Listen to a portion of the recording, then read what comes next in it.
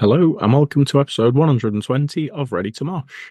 I'm Kev P, and alongside me is the escape to my plan. It's Gem G. Escape to my plan. I don't get it. Well, we're going to be seeing somebody this weekend. Are we? Yeah, Saturday. Okay. Yeah, I don't get it. What was the name of Greg Puciato's band? Oh, yeah, of course. Uh-huh. Dillinger's Escape Plan. Yes. Okay. So I passed me by. Jesus Christ, that's hard work. I am on. Yeah. Anyway, this episode, it's the February Roundup. So we've got a lot of news. It's been a busy old month. And we've got some singles we want to talk about and some albums too. And I feel like there's something else, but I can't remember what. I'm thinking of the old school layout that we used to do, like news, reviews. A long time ago. Yeah, many moons. Shall we start off with the Ready to Mosh roundup of February? Yeah, let's go for it. So, gigs been to? Two. Went to Enter Shikari and Support. Yeah. Swarms and Support. Mm-hmm. 2 episodes reviewing those are out. The Enter Shikari vlog will be live by the time this episode goes out. And there are some snippets of the Swarms gig floating around as well. Items of merch purchased. 1. Which is? Enter Shikari, the new tour t-shirt. Yeah. Which is the octopus one, not the thrash metal rip-off design that they did. Yes, which you can hear about in the Shikari episode. Yeah. And probably in every episode since we've seen them, because I just keep kicking off about it. I haven't bought any merch this month. No, but you're still in front though, aren't you? 2-1, yeah. Gigs and or festivals booked. 1. Have we? Yes, we're going to Mosh in the Roof on Festival. Oh, yes. Sorry, I forgot about that, yeah. I had completely forgotten. Yes, we are. We are going to MTRO, Mosh in the Roof on at the Hairy Dog in Derby on the 13th of April, which has an awesome lineup. If you've not seen it, go and check it out. We have heard today, actually, which is actually news, I guess, that Elimination, who were headlining that one, are no longer headlining. So a new headliner is to be announced, but it is a bargain price of £12 for 12 bands. Yeah. And it's all for charity. So it all goes to shelter. So make sure you get some tickets for that one if you haven't yet. And I think that's it. I don't think we've actually booked anything else. No. Yet. The actual news, which is spanning back the whole of February. So some of this will be old news, but we're just sharing our opinions on said news more than announcing it as new. Yeah. Belgium have announced a world tour for 2024. And in the UK and EU, they are going to be supported by Richard Ashcroft. Random choice. Which is fucking odd. It doesn't inspire me to want to go. Based on that. Well, based on the fucking price, I don't want to go. Yeah, based on the ticket price, if it was like 4 bands that were good, then it might be tempting to go. Because the value's there. Yeah. And the annoying bit is as well, the Australia and New Zealand one, I've got the Pixies. That would be good. See, the Pixies and Pearl Jam becomes appealing. When they did Hyde Park, was it last year they did Hyde Park? I think were Pixies on the same bill then? I can't remember. When I saw Pearl Jam, they were supported by the Vandals. Okay. Which was kind of cool, but considerably less. Yeah, we looked at the ticket. We worked out the ticket prices, didn't we? Yeah, when I saw Pearl Jam in 2000, it was £17.50. Yeah. Which to a poor student was a lot. Yeah. With a train ticket to Cardiff at the same time. And obviously we know things go up, so I ran it through an inflation calculator for the UK. And the price that you watched them at and what they should be now, it was something like 36 quid. And they were about 160? Yeah. That's where they kind of start. That was the starting price, wasn't it? Although my favourite thing was yesterday, someone shared that there was some reduced price tickets on £120, which I think are for the Manchester Co-op show with limited video view. So I think from what I can gather, you're paying £120 to just see the video screen because they're that close to the front. Yeah. That's fucking obscene. I don't know how they can do that. Given all the beef that they gave Ticketmaster in the 90s as well, they were one of kind of the forerunners of... We hate Ticketmasters. Yeah. We don't make videos. And all of that. Yeah. What are they doing? Money talks, obviously. So speaking of tour announcements, AC/DC have finally announced some long-awaited tour dates across UK, Ireland, Europe, various places. They're doing 2 dates in London, weirdly, a Sunday and a Wednesday, which are... shit days. Awkward. Yeah. Saturdays would be preferable, so you don't need a day off for it. Well, you'd probably need 2 days off for the Wednesday, wouldn't you? And ticket prices were probably similar to those on Pearl Jam. Yeah, it's a similar kind of price. Yeah. We were considering getting tickets for the Dublin date on the 17th of August, which is a Saturday. And flights to Dublin were way cheaper than trains to London. Yeah, that's insane, isn't it? Yeah. We could go to East Midlands Airport, fly for an hour, if that, but fly. Yeah. But it costs more to get a train or... Exactly. I mean, that was obviously your basic flight with no luggage included apart from the tiny little envelope-sized bag that Ryanair will let you take for free. But, you know, the point there being, train prices. Yeah, obscene. Good, exciting news this time, though, is Bloodstock have revealed some more bands and an app. Yeah, there's some good additions on this one. Yeah, some I'm really excited about. Sowen. Love Sowen. Yeah, they're really, really good. Raised by Owls. Absolutely amazing. Can't go wrong there. They've got a new album out, actually. Just an aside. Ignia, been added. Deatus, been added. Darkest Era, Burner, and Halifron, all added to the lineup. And another favourite of ours, Combi Christ, are going to be there. Yes, in the Sophie tent, which will be awesome. It will. And we were talking about this. I can't remember if we mentioned it on the pod or not, but when we were watching Zeal and Ardor, yeah. We could see the lead singer of Combi Christ, and they got an Access All Areas pass, and they were stood, well, they were actually kind of stood in the disabled section, weren't they? But they were watching the show from there, and now they're going to be playing it. Yeah, we did think when we spotted him, I was like, are they scoping out for next year? Yeah, have they seen what the venue looks like? But yeah, they've been added to the Saturday, and they're playing the Sophie tent. Yeah. So yeah, there's quite a few good additions there. Some I'm familiar with, some not so, but all looks good. The next one I'm going to mention is one that you were not excited about at all when I mentioned it to you earlier. Mainly because I don't have a fucking clue what you were talking about. Kitty have released a new single and video for the first time in 13 years. And I was just shooketh that you were not familiar with Kitty and that you didn't buy Spit in 1999 because I thought every new metal person in 1999 had that album. I must have been drunk that year. Really? Really don't remember Kitty. I'm just amazed at you. It completely passed me by. God, I don't know how if they were really big and everybody was into them. I'm sure they were at the time. Maybe it's just me. Maybe I'm the odd one. Yeah, I was excited for this. Yeah, I really don't remember them. Is what it is. Yeah, maybe we'll play some old school Kitty to you at some point, and then you'll see if you do remember it. But yeah, I was excited to hear that.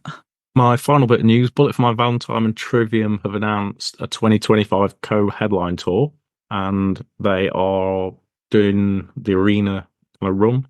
Although they're not actually near us at all. No, I think Birmingham's the nearest one. I can't remember what day of the week that's on. Yeah, so they're doing Cardiff, Glasgow, Manchester, Birmingham, and London. So I could see those packing out. Yeah, there's been a lot of excitement about that announcement. Yeah. And I think tickets went on sale. I think they might have been pre-sale today as we record. Okay. Didn't see that. I've got a couple more bits to mention. One was big news, and it was quite funny actually, because this was announced last Wednesday, which was when we recorded our Devastator interview. So the first thing that kind of Knackle kind of started talking to us about was that as soon as he joined us, didn't he? We were also like, whoa. And that is that Slayer have returned. Yeah, it's a bit of a shocker. Well, it's not a bit of a shocker, but I'm assuming the money's run out. Quite clearly, because I think, was it 2019 they did their farewell world tour? We saw them at Download 2019. Yes, we saw them on Six Leg. It was a 7-leg thing, wasn't it? We saw them on Six Leg. Yeah, so there's been 3 festival announcements in the USA so far. Yeah, so they'll probably be here 2025. Yeah, I expect so. Download 25. Yeah, I won't be surprised. So yeah, that was big news last week. Mm-hmm. And then another tour announcement, which was just yesterday as I speak, and that was Soil returning to the UK for the first time since 2019, I think, which when we saw them. Was that when they played with Static X Wednesday? Yeah. And Dope. Yeah, so a stacked lineup for this one, which is Soil headlining with Head PE, Nonpoint and Union Underground. And it's an all-Scars set, basically. They're just playing stuff from Scars. Yeah. Which, for most people, that is just That is what I want to hear, yeah. So, yep, that one sounds good. They are in Nottingham But I checked the dates and we have actually, if we go to that, it will be 3 gigs in a row, literally 3 days in a row that we're at. So Oh, three days. yeah, Where were the other days then? we've got Wednesday 13 on the Friday, we've got Sinkalima on the Saturday, and then that would be the Sunday. So We'll see. yeah, we'll see I'm for not, that I'm not one. ruling it out. No. Well, yeah, we'll see what else is going on in November. Yeah, Be like a little festival, wouldn't it it? would. Yeah. Yeah, I think that was pretty much all of my news. My news, your news, the news. The news. Yeah. A little bit of podcast news though, and that is that we're finally launching a Patreon.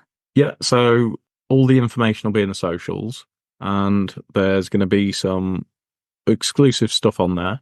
You will see, or, well, you'll hear a lot of the outtakes because there are many that never make it through the edit. You wouldn't believe it, would you? Yeah. There will be access to early episodes. You will also get the chance to vote in polls and kind of, we want to take your suggestions on who you want us to talk to or what you want us to talk about. Or submit questions to people. Yep. As well. So it's all kind of a work in progress. We're going to see what there is, but we will be obviously adding to it and doing what we can as little extras if you'd like to join us on there. Yeah, we want to hear your suggestions as well as to what you'd like to see in the Patreon, and then we'll see what we can do about getting it on. Yep, so we will share some details on that one soon. So you can see what I think there's 2 levels we're planning on, aren't there? I think so, yeah. All the prices will be on there. Obviously, the podcast itself will still be freely available, Of course. as always. Yeah. So let's move on to some of the albums that we've been mostly listening to this month. And the first one was released way back on the 2nd of February, and that is Florence Black, Bed of Nails, which is their second album. And yeah, I really enjoyed this album from start to finish. First track, Start Again, it just kicks off straight away, sets the tone for the album, some really heavy, excellent riffs, and like a big and arena sound coming through on this one. Yeah, it sounded like almost like a grunge version of Alter Bridge. Yeah. That's how I'd describe it. It's a solid opener, and yeah, the chorus really kind of delivers. So yeah, I really like the opening track. Yeah, it's one of my favourites to start it off with. Yeah, in fact, the first 3 tracks for me are absolutely amazing. But the second one's Don't Hold Me Down, which is kind of like another sort of festival type anthem, more kind of catchy chorus work and excellent guitars in it again. Bed of Nails is the third track, and that's heavier than the previous ones. It seems like it's got harder guitars and the vocals are a bit rougher. Yeah, I thought that as well. Really heavy, gnarly guitars on this one. The vocals at times are kind of bordering on death metal, I thought. That harsh sound to it. But then it's got like a really kind of soaring chorus and then a melodic breakdown. So Were we listening to the same track? Because it just reminded me of Filter. really? Like a newer version of Filter, yeah. Okay. Oh, that's weird. It's like, yeah. Taxman, that one's really fast and angry. Quite punky at times, that one. And I really like the solo in that one. My favourite track on the album is Warning Sign. Okay. Just think of the guitars in that, they're quite 70s style. Yeah. And I just love how it kind of bursts into a big anthemic chorus. Quite Alter Bridgey, I thought that one was. But yeah, that's definitely my favourite overall. Yeah, a couple more of my favourites are kind of like towards the back end. So that's Rockin' Ring. Yeah. It was very Foo Fighters. Yeah. Yeah, I think that's probably the heaviest one on the album. That Yeah. one. I also think it was the same with Solid 9 as well, which is a track before this one. Very kind of like Foo Fighters sort of inspired. Yeah, that one reminded me of Blackstone Cherry. It's quite bluesy. And yeah, and The Forest, it's almost kind of like slightly folk meets grunge. And it's kind of like a Pearl Jam sort of Foo Fighters mix. Yeah, it was quite kind of nice and light, and it had that kind of folky, bit proggy kind of vibes going through it. Yeah, it was probably my favourite album of the month. Yeah, I think if I had to pick a favourite of the month, which I should probably say when we've spoke about all the albums, but we should, yeah. Yeah, definitely for that one.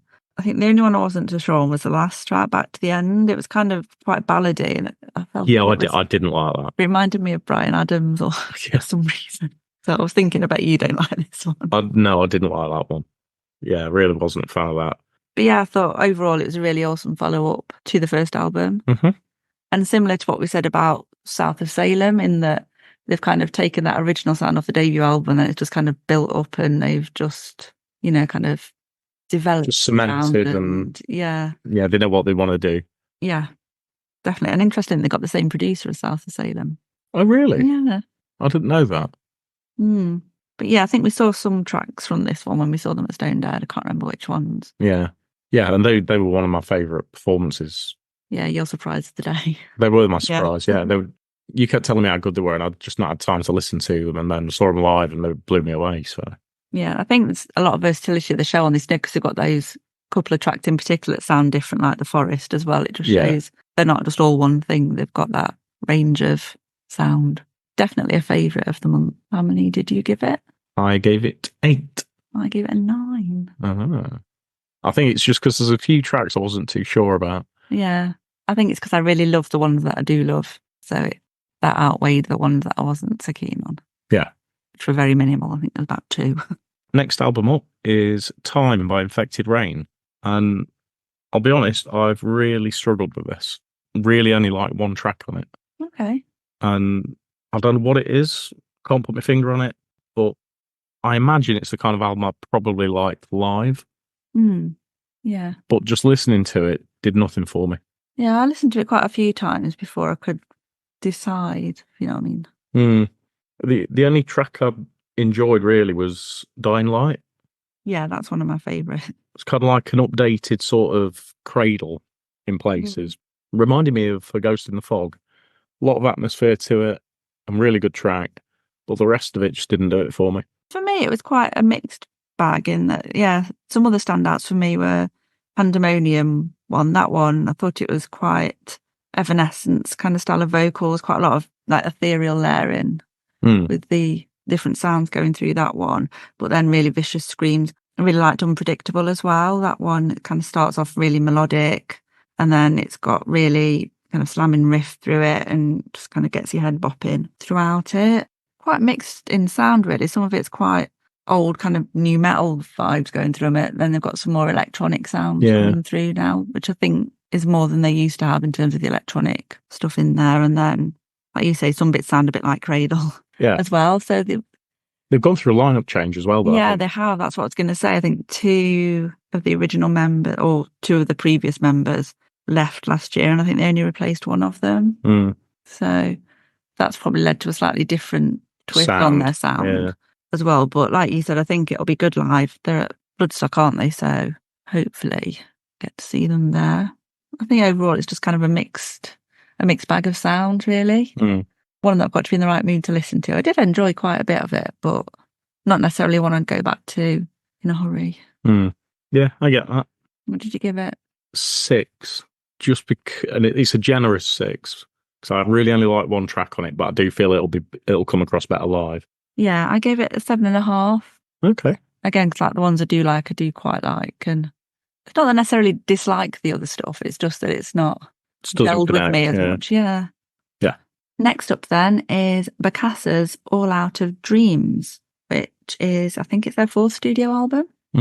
So I really enjoyed this. Bacassa are one of those bands when did we see them at Download? Oh, I can't remember now.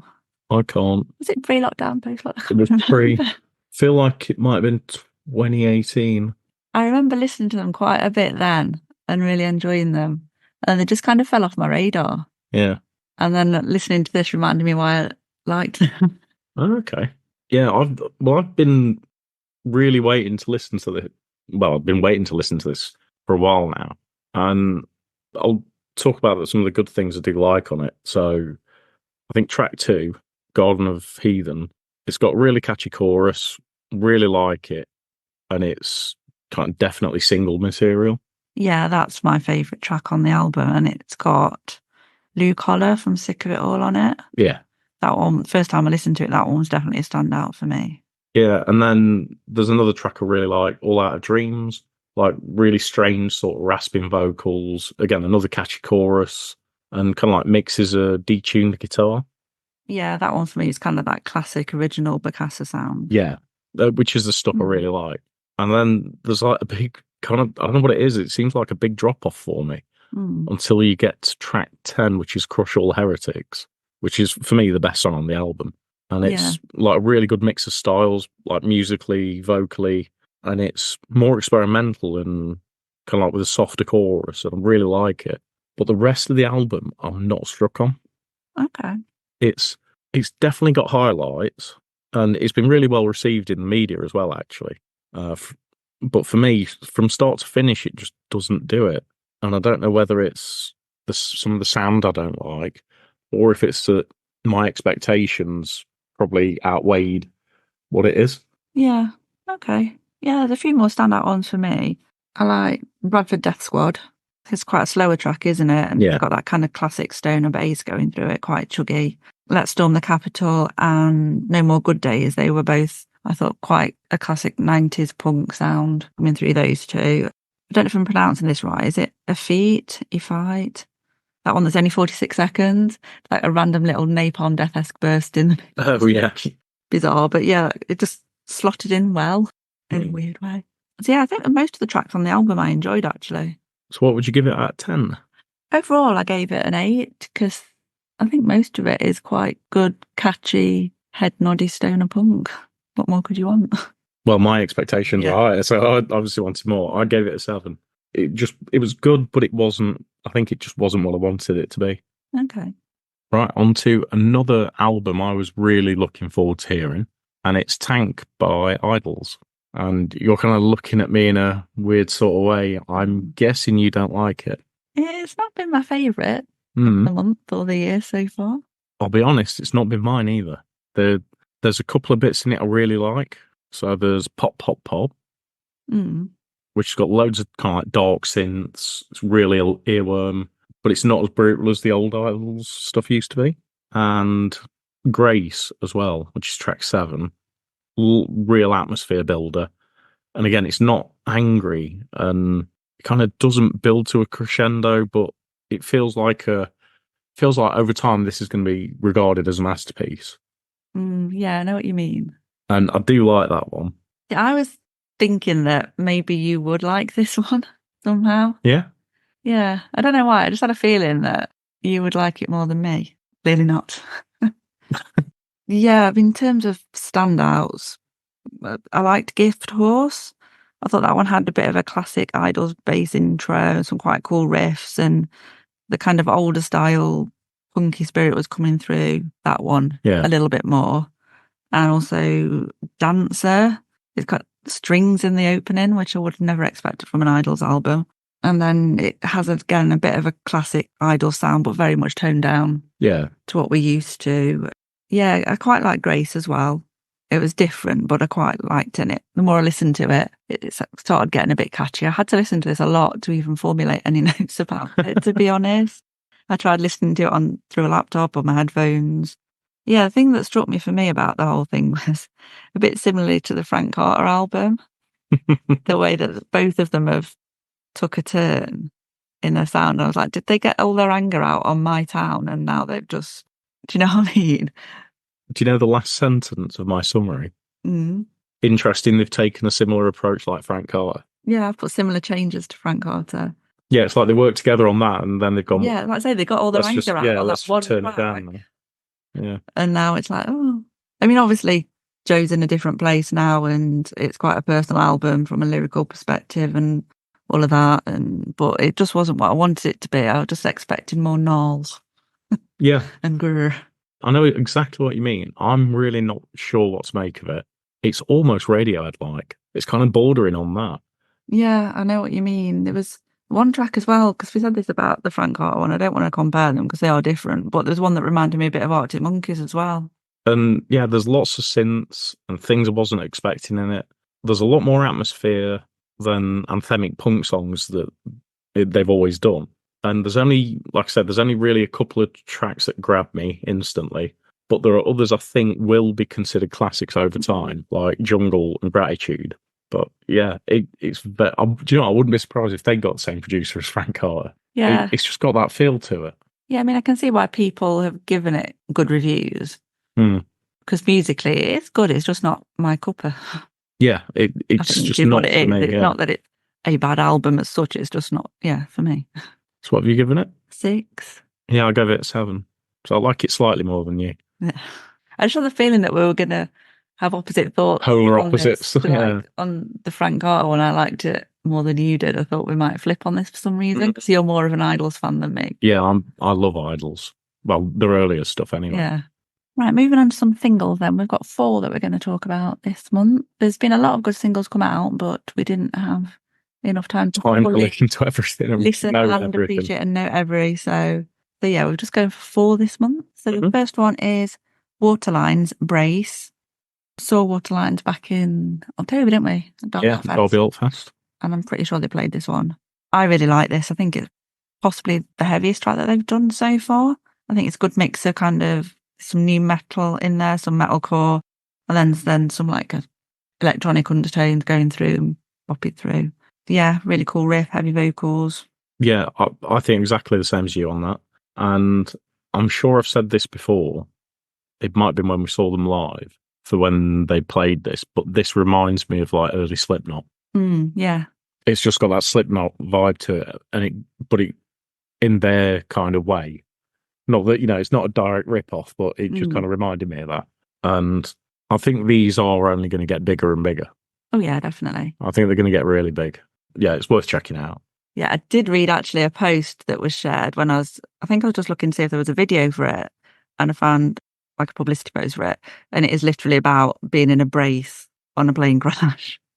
Okay. But like, my thoughts on flying. Yeah. So it's like literally when you actually listen to it again, once you know that and you can hear like the bing bong of the plane and the announcements going through, and it's like, I think the official line is you're on a plane that's gone wrong and these are your last moments of life. I was like, oh God, I'll be listening to that next time I'm on the runway. Wonderful.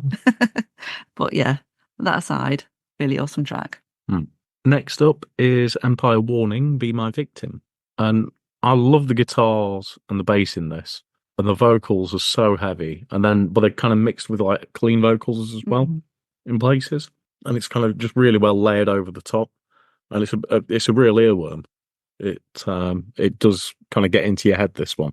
Yeah, I thought that as well. It's really fast-paced riffage. I got some Slipknot vibes from this one, actually. Yeah? At times, yeah. Like, say, heavy vocals and clean vocals all mixing through, and it's quite catchy. And it's based on Candyman, so we always love a horror reference. Yeah, right. So, yeah, this is the lead track from Empire Warning's EP, which is coming out sometime soon, I believe. Yeah, I can't remember when. No, I can't, but yeah, definitely looking forward to hearing more from them.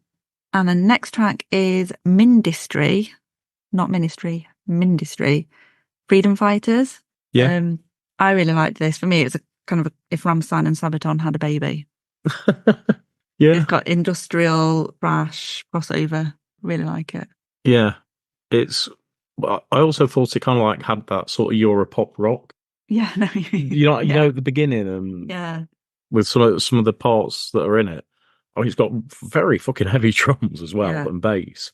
And I reckon this is the kind of thing that go down amazing at download on a day with them on a Moth. Yeah, they've definitely got some hints from that as well. Yeah. I think put it on a day with Monomarth and this would be really good. I actually had to check with you about this one because I thought you'd done a typo at first. Yeah, you thought I meant Ministry. I thought you meant Ministry. It's Mindistry. Yeah, go check them out. And then final single is All to Waste by Cottonmouth. And this was my favourite single. Really? Yeah, I love this. It's that really clever kind of guitar flicks that are in it that kind of it kind of mixes things like Opeth, Led Zeppelin, and I couldn't decide if it was Metallica or Megadeth. I got Metallica, but obviously I don't really listen to Megadeth. So yeah. For me, it was, definitely some Metallica running through it in a kind of good old school metal, hard rock way. Yeah, but there's definitely kind of like that older influence from like pre-Metallica, kind of like I said, like Zeppelin or, I mean, Opeth have been around forever as well. Oh, yeah. So, you know what I mean? It just had that kind of really layered, sort of solid build-up. And yeah, I absolutely love this. Yeah, from the opening riff, really. I enjoyed this one. And I love the artwork for the single as well. That's really cool. We actually recommended Cottonmouth, I think it was either early last year or late 2022. Can't remember, but this is the first thing they've released for over a year, I think. Yeah, it's been a while. Been a while, yeah. And they're actually playing Mansfield, but on one of the dates that we can't do, unfortunately. Yeah, that's fucking It's irritating, isn't it? annoying. But they have got a few other dates coming up over the next few months, I I think. imagine they'll be at Nottingham. I think they are. Being a Nottingham band. Pretty sure they've got one there at some point. But yeah, check those dates out. And I also forgot to mention when we mentioned Waterlands, they've got some dates coming up in May. So check those out as well if they're near you. Would recommend. So that rounds up February. I think we've covered everything we wanted to. So let us know what you've been enjoying in February, what gigs you've been to, what albums you've enjoyed, what singles you've been loving. We'll see how they compare. Obviously, if you want to keep track of what we're up to through March and beyond, then you can find us on Instagram, Twitter or X, and Threads at Ready to Mosh Cast. And we're on TikTok, Facebook, and YouTube at Ready to Mosh. So please give us a like, a follow, a share, whatever you do on those things. That would be very lovely. And if you would like to give us a 5-star rating and a little review on wherever you're casting your pods, that would also be very lovely indeed. And as we mentioned at the start of the episode, our Patreon is now live. So if you want to go and check that out, have a look at what we're offering on there, that would also be very nice. And we'll be back with another episode for you very soon.